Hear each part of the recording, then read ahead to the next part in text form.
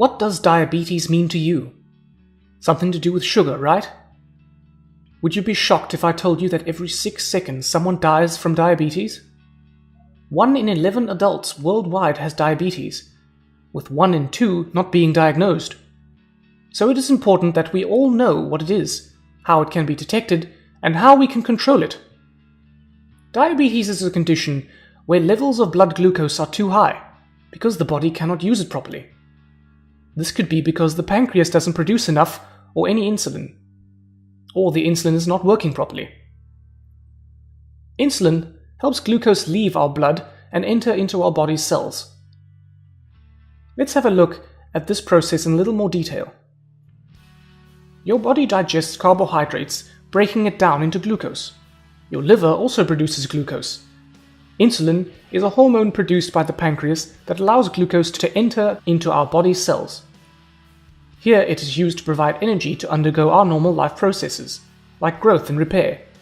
If you have diabetes, your body cannot make proper use of this glucose, and so it builds up in our blood and cannot be used by cells. There are 2 main types of diabetes. Type 1 is when there is no insulin at all, whereas type 2 is when there is insulin present, but either there isn't enough or it isn't working properly.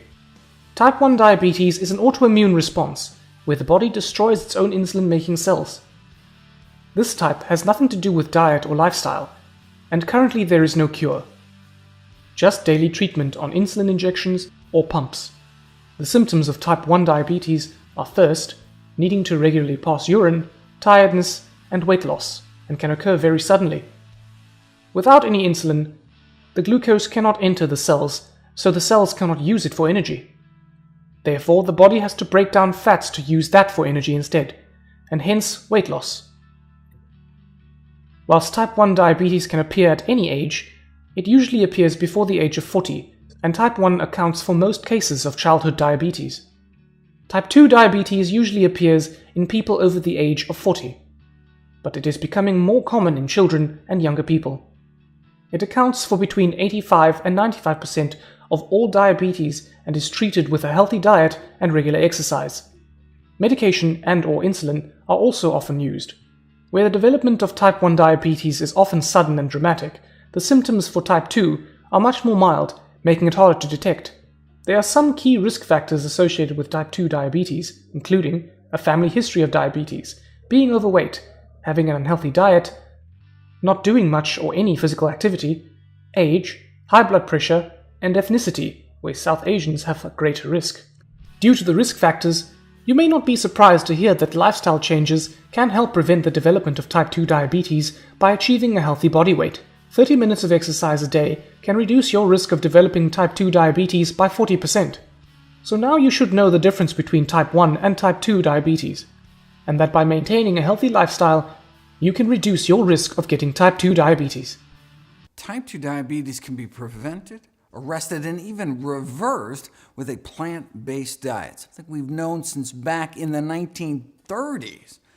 Within 5 years, about a quarter of the diabetics were able to get off insulin altogether, but plant-based diets are relatively low-calorie diets. I mean, maybe their diabetes just got better because they lost so much weight.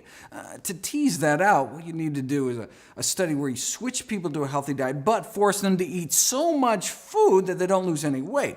Then we can see if plant-based diets have specific benefits beyond just all the easy weight loss. Well, we'd have to wait 44 years, but here it is.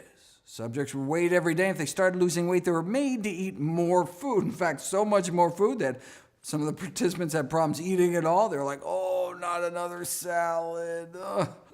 But they eventually adapted, so no significant weight change despite restricting meat, eggs, dairy, and junk. So with zero weight loss, did a plant-based diet still help? Overall, insulin requirements were cut about 60%, and half the diabetics were able to get off their insulin altogether, despite no change in weight. How many years did that take? No, 16 days. 16 days later. So we're talking diabetics who've had diabetes as long as 20 years, injecting 20 units of insulin a day, and then as few as 13 days later, they're off all their insulin altogether, thanks to less than 2 weeks on a plant-based diet, even with zero weight loss. Diabetes for 20 years and then off all insulin, in less than 2 weeks. Diabetes for 20 years because no one had told her about a plant-based diet. Here's patient number 15, 32 units of insulin on the control diet, and then 18 days later on none. Lower blood sugars on 32 units less insulin. That's the power of plants. And that was without any weight loss. His body just started working that much better.